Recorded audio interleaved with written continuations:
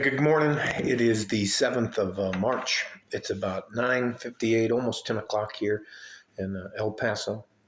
I don't know if any of you know about what happened in Matamoros, Mexico, but they took one of the cartels up there, which I believe is a spinoff of CJ&G, took hostage 4 Americans that were just going down there to get medical procedures done on themselves.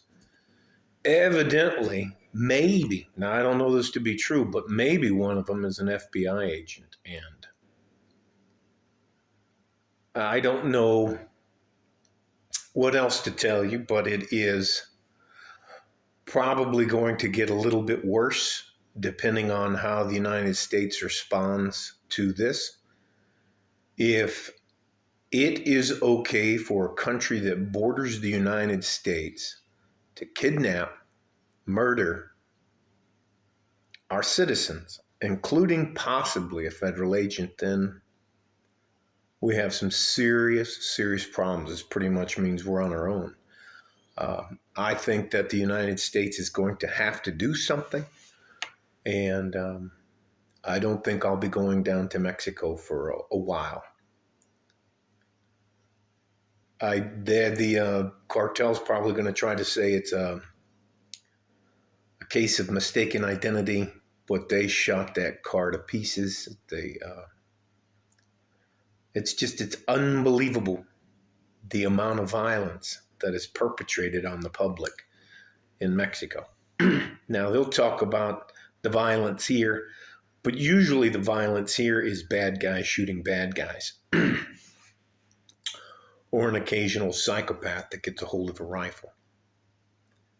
There are thousands of people, and I think we're almost at the 7th day of March, I think we're over 200 people just murdered, bodies that they found in Juarez. And the war in Juarez between CJ&G, Sinaloa cartel, and the Juarez cartel, along with all of their affiliates, seems the CJ&G Jalisco cartel seems to be winning the war in the city. So that's really not a good sign for those of us down here. So can't tell you how crazy it is. My wife and all of her friends are getting kind of weird. They're checking. She keeps checking on my mother-in-law. There is usually the cartels leave the Americans alone because of the blowback onto the cartel itself. So in the next few days, we're going to figure out if the government is going to support its citizens, or they're going to just chalk it up to, I guess you guys should stay in the United States. Well, I'm sure we have lots of 3-letter agencies that make things go bump in the night. We have lots of people that we can afford what's called plausible deniability to make things go bump in the night. And if you don't think the United States is probably one of the biggest bad guys on planet Earth, well, this is a bad sign. And depending on how the U.S. responds to this, the government responds to this, I personally hope they turn the boys loose, turn those little 3-letter agencies loose, and let them go down there and take a pound of flesh and let them know that, hey, we're not going to be intimidated.